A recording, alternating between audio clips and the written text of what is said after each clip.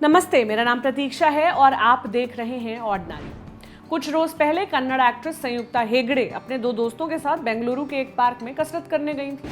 उस दौरान उन्होंने स्पोर्ट्स ब्रा और ट्रैक पैंट्स पहन रखे थे। उसी वक्त कांग्रेस नेता कविता रेड्डी वहां आई और संयुक्ता के पहनावे पर उन्हें आड़े हाथों लिया। कहा, तुम लोग कैबरे डांसर्स हो, इतने छोटे कपड़े क्यों पहने हैं? अगर इस तरह के कपड़े पहनने के बाद कोई कुछ होता है तो किसी के पास रोते हुए मत जाना। अब कोई औरत किसी से पूछ कर तो कपड़े पहनेगी नहीं, वो पहनेगी अपनी चॉइस से।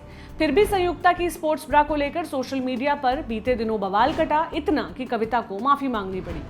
खैर, अब इसके पहले कि ब्रा शब्द सुनकर आप नाक मुंह सिकोड़ें, ये जान लें कि स्पोर्ट्स ब्रा वर्कआउट करने वाली औरतों के लिए बहुत जरूरी चीज होती है।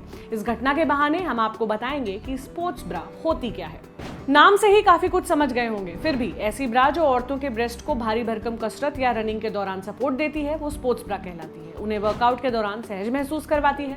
क्लोविया.com के एक आर्टिकल में स्पोर्ट्स ब्रा की परिभाषा के तौर पर लिखा गया है, स्पोर्ट्स ब्रा शारीरिक तौर पर एक्टिव महिलाओं के लिए बहुत जरूरी है। ब्रेस्ट का सबसे अहम सपोर्ट होती है, उन्हें सैगी यानी ढीला होने से, किसी तरह की चोट लगने से बचाती है। स्पोर्ट्स ब्रा रेगुलर ब्रा से बेहद अलग होती है, खासतौर पर स्पोर्ट्स में शामिल महिलाओं, रनिंग, कसरत या किसी भी तरह का वर्कआउट करने वाली महिलाओं के लिए इसे बनाया गया है।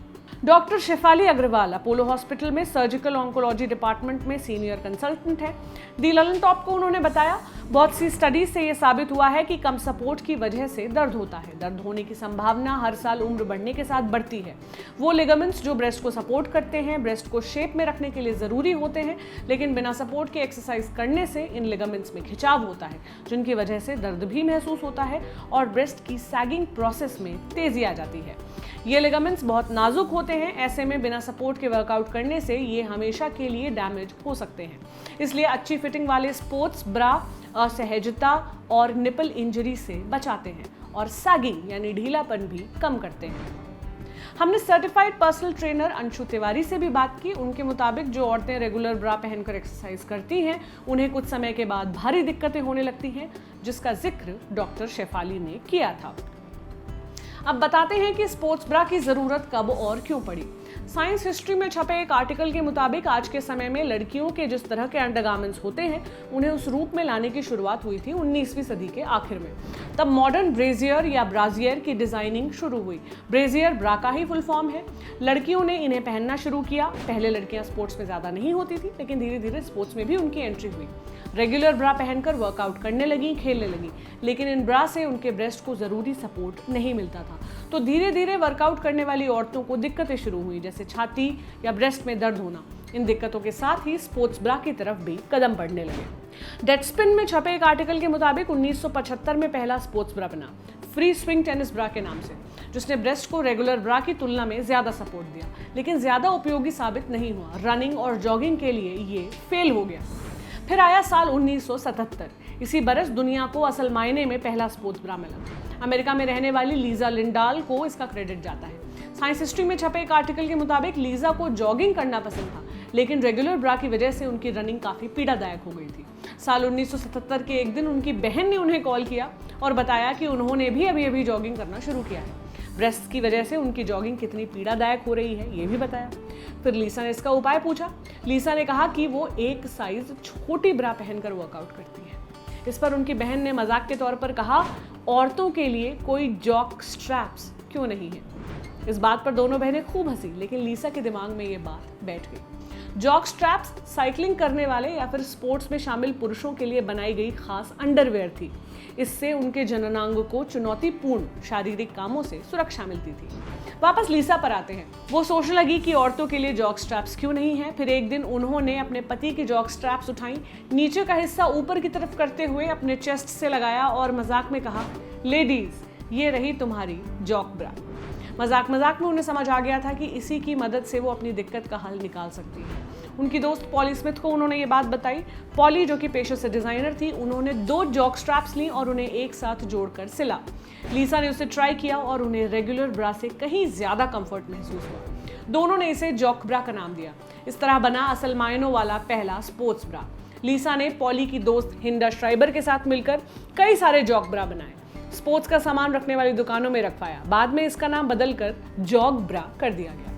साइंस हिस्ट्री के आर्टिकल के मुताबिक लीसा के जॉक ब्रा के शुरुआती नमूने अभी भी Smithsonian museum of American history और मेट्रोपॉलिटन म्यूजियम ऑफ आर्ट में रखे हुए हैं। पहली स्पोर्ट्स ब्रा बनने के बाद कई तरह की रिसर्च हुई उसे नए तरीकों और ज़रूरतों के हिसाब से डेवलप करने के लिए।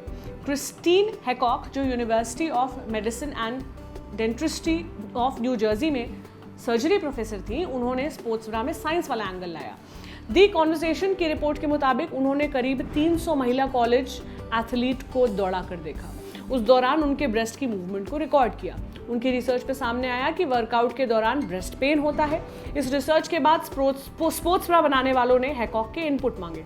हैकॉक ने जोर दिया कि स्पोर्ट्स ब्रा के नीचे चौड़ी पट्टी होनी चाहिए और स्ट्रैप्स भी कम इलास्टिसिटी वाले हों, ताकि ब्रेस्ट को ज़्यादा से ज़्यादा सपोर्ट मिले। इसके बाद समय समय पर और भी कई तरह की रिसर्च होती रही। कुछ ही समय में स्पोर्ट्स ब्रा महिलाओं के बीच काफ़ी पॉपुलर हो गई। एथलीट इसे पहनने लगे। 1999 वो साल था जब पहली बार स्पोर्ट्स ब्रा को किसी महिला खिलाड़ी की बदौलत भयंकर पॉपुलैरिटी मिली। ब्रांडी चेस्टन पूर्व अमेरिकी सॉकर प्लेयर हैं। 1999 में हुए FIFA women's world cup final जो चीन के साथ हुआ था, उसमें पेनल्टी शूटआउट में स्कोर करने के बाद वो भयंकर खुश हुई और इसी खुशी में सौरव गांगुली की तरह ग्राउंड पर ही घुटनों के बल बैठ गई और जर्सी उतार दी। जर्सी के नीचे ब्रांडी ने काले रंग की स्पोर्ट्स ब्रा पहनी थी। वो पल कैमरे में कैद हो गया। द न्यूयॉर्क टाइम्स ने उस तस्वीर को किसी महिला की सबसे आइकॉनिक तस्वीर कहा। ब्रांडी ने उस दिन ग्राउंड पर जो किया, उसने स्पोर्ट्स ब्रा को सबसे बड़ी किक दी। अब सवाल आता है कि स्पोर्ट्स ब्रा में ऐसा क्या खास है कि ब्रेस्ट को सपोर्ट मिलता है। महिलाओं के सामान्य और रोजाना काम को देखते हुए रेगुलर ब्रा बने थे, वहीं स्पोर्ट्स ब्रा वर्कआउट को ध्यान में रखते हुए बनाए गए। रेगुलर ब्रा के मुकाबले ब्रेस्ट को ज्यादा कवर करते हैं, पीठ को भी सपोर्ट देते हैं। लिंक.स्प्रिंगर में छपे एक आर्टिकल और यूनिवर्सिटी ऑफ वोलोंगोंग में ऑनलाइन पब्लिश हुई एक रिसर्च के मुताबिक इन ब्रास में स्ट्रैप्स रेगुलर ब्रा के मुकाबले ज्यादा चौड़ी होती हैं। पीठ की तरफ यानी बैक साइड भी या तो चौड़े क्रॉस स्ट्रैप्स होते हैं या फिर इस तरह की डिजाइन होती है जो कि ब्रेस्ट को ज्यादा से ज्यादा सपोर्ट दे। जितने चौड़े स्ट्रैप्स होंगे ब्रेस्ट को उतना ज्यादा सपोर्ट मिलेगा, बैक को भी उतना ज्यादा सपोर्ट मिलेगा। स्ट्रैप्स के चौड़े होने का एक मकसद ये भी है कि वर्कआउट के वक्त कंधों से फिसलकर ये नीचे ना आए या फिर कंधों में गहरे निशान न छोड़े, जो अक्सर रेगुलर ब्रास के साथ होता है। फंक्शन के आधार पर मौजूदा समय में स्पोर्ट्स ब्रा को आमतौर पर दो कैटेगरी में बांटा गया है, इनकैप्सुलेशन ब्रा और कंप्रेशन ब्रा। कंप्रेशन ब्रा ऐसे स्पोर्ट्स ब्रा जो दोनों ब्रेस्ट को समान रूप से दबाव देते हुए एक साथ छाती की तरफ प्रेस करते हैं ताकि उनका मूवमेंट कम हो। इनकैप्सुलेशन ब्रा ऐसे ब्रा हैं जो दोनों ब्रेस्ट को अलग अलग करते हुए उन्हें सपोर्ट करते हैं। लिंक.स्प्रिंगर के आर्टिकल के मुताबिक दोनों में से कौन सा ब्रा ज़्यादा इफेक्टिव है, इसको लेकर भी कई तरह की स्टडीज़ हुई हैं। ज़्यादातर स्टडीज़ में यही पाया गया है कि दोनों में कोई बड़ा और ठोस अंतर देखने को नहीं मिला है। हालांकि स्पोर्ट्स ब्रा को वर्कआउट के नेचर के आधार पर भी 3 भागों में बांटा गया है, जैसे हाई इम्पैक्ट, मीडियम और लो इम्पैक्ट ब्रा। मान लीजिए कि कोई औरत रनिंग करती है तो इसमें ब्रेस्ट का मूवमेंट काफ़ी ज़्यादा होगा। ये हाई इंटेंसिटी यानी कम समय में ज़्यादा वर्कआउट वाली एक्सरसाइज की श्रेणी में आएगा। इसमें ब्रेस्ट को ज़्यादा से ज़्यादा सपोर्ट की ज़रूरत होगी, इसलिए हाई इम्पैक्ट वाली स्पोर्ट्स ब्रा यहाँ काम आएगी। वैसे ही थोड़ी बहुत या लाइट एक्सरसाइज के लिए मीडियम और योग वगैरह के लिए लो इम्पैक्ट ब्रा की ज़रूरत होती है। कौन सी ब्रा हाई इम्पैक्ट वाली है, कौन सी मीडियम और कौन सी लो, ये ब्रा के स्टोर में आपको पता चल जाएगा, या फिर अगर आप ऑनलाइन भी खरीदेंगी तो भी इन कैटेगरी के आधार पर आपको ब्राज मिलेंगी। एक ज़रूरी बात, आपके वर्कआउट का जो नेचर होगा उसी के हिसाब से आपको स्पोर्ट्स ब्रा पहननी चाहिए। इस पर अंशु तिवारी कहती हैं, योग में आपका जो मूवमेंट है भले ही वो इंटेंस मूवमेंट है, लेकिन हम उसे धीरे धीरे कर रहे हैं। ऐसे में हाई इम्पैक्ट ब्रा की ज़रूरत नहीं है, क्योंकि उस केस में अगर हम हाई इम्पैक्ट ब्रा पहनते हैं तो वो हमारे मूवमेंट को रोक सकता है, क्योंकि योग में हमारे मूवमेंट में काफ़ी टर्न और ट्विस्ट होता है। तो इन मूवमेंट्स को हमारा ब्रा सपोर्ट नहीं करेगा तो सही नहीं है। तो ये सोच समझकर ही आपको स्पोर्ट्स ब्रा पिक करनी चाहिए कि आपके वर्कआउट का नेचर क्या है। अब पहनने के तरीके के आधार पर कैसे चुने स्पोर्ट्स ब्रा, ये भी बताते हैं। पहला तो ज़्यादातर स्पोर्ट्स ब्रा हर तरफ से कवर्ड होती है, यानी उसे आपको किसी टी शर्ट की तरह ही सर की तरफ से पहनना होता है, जिन्हें पुल ओवर ब्रा कहते हैं। दूसरा हुक वाली स्पोर्ट्स ब्रा जो पहनने में थोड़ी आसान होती है। तीसरी जिप वाली, ये भी पहनने में आसान होती है। इन तीनों में सबसे ज़्यादा कंफर्टेबल कौन सी होती है, ये जानने के लिए हमने बात की कुमुद से। ये बदला हुआ नाम है। कुमुद रोजाना साइकिलिंग करती हैं, 28 बरस की हैं। कहती हैं, शुरुआत में जब स्पोर्ट्स ब्रा पहनना शुरू किया था तब अजीब लगता था, बंधा बंधा सा लगता था, लेकिन अभी कंफर्टेबल हो गई हूँ। मेरे पास बिना हुक वाला और फ्रंट जिप वाला तीनों तरह के स्पोर्ट्स ब्रा हैं। बिना हुक वाला पहनने में ज़्यादा मुश्किल होती है, उसको पहनना और उतारना एक टास्क लगता है मुझे अभी तक, लेकिन एक बार पहन लो तो एक्सरसाइज के लिए वही कंफर्टेबल होता है। वहीं हुक वाला चुभता है और जिप वाले में जिप खुलने का डर रहता है। इसी मुद्दे पर अंशु कहती है, मैं पर्सनली हुक वाले स्पोर्ट्स ब्रा को प्रेफर नहीं करती क्योंकि मुझे हुक्स का झंझट नहीं चाहिए। ऐसा नहीं है कि वो अच्छे नहीं होते, किसी को वो भी पसंद होते हैं, लेकिन मैं पर्सनली उसे प्रेफर नहीं करती क्योंकि कहीं ना कहीं मुझे ऐसा लगता है कि वो चुभेगा या कंफर्टेबल नहीं होगा। वहीं सर्टिफाइड ट्रेनर जोआना की राय इससे अलग है। उन्होंने अपने एक यूट्यूब वीडियो में कहा, मुझे हुक वाले स्पोर्ट्स ब्रा पसंद है क्योंकि इन्हें पहनना उतारना बहुत आसान होता है, वहीं बिना हुक वालों को पहनने उतारने में बहुत दिक्कत होती है। वैसे इस मुद्दे पर हर किसी की राय अलग अलग होती है क्योंकि अपने अपने कंफर्ट के हिसाब से सब अपनी ब्रा चुनते हैं। स्पोर्ट्स ब्रा की तरह ही एक और कंप्रेशन ब्रा होती है जिसे मेडिकल ब्रा या पोस्ट सर्जिकल ब्रा कहा जाता है। इनका इस्तेमाल ब्रेस्ट से जुड़ी किसी सर्जरी के बाद किया जाता है। ज़्यादातर डॉक्टर्स इसे रेकमेंड करते हैं। दिखती तो ये स्पोर्ट्स ब्रा की तरह ही है, लेकिन बनाने का कॉन्सेप्ट पूरा अलग होता है। वर्कआउट के दौरान बाउंसिंग ब्रेस्ट की दिक्कत केवल महिलाओं को हो ऐसा नहीं है, कुछ पुरुषों को, खास तौर पर जो मोटापे से जूझ रहे हैं, उन्हें भी इस तरह की दिक्कत होती है। चेस्ट के आसपास ज़्यादा चर्बी जमा होने की वजह से वर्कआउट के वक्त दर्द हो सकता है। ऐसे में इन आदमियों के लिए भी स्पोर्ट्स ब्रा जैसी इनर वियर बनाई जा चुकी हैं जिन्हें चेस्ट बाइंडर्स या कंप्रेशन वेस्ट कहते हैं। 1975-77 से शुरू हुआ सफ़र अभी तक चल रहा है और ये रुकने वाला नहीं है।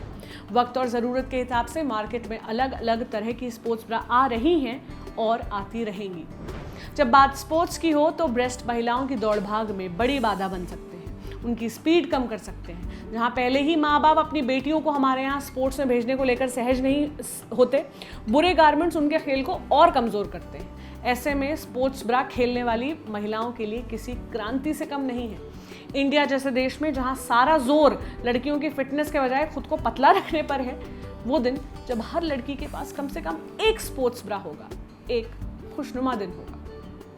इस वीडियो के बारे में आपकी क्या राय है, ये जानकारी आपको कैसी लगी, हमें कमेंट सेक्शन में ज़रूर बताएं। ये जानकारी हमारी साथी लालिमा आप तक लेकर आई थी।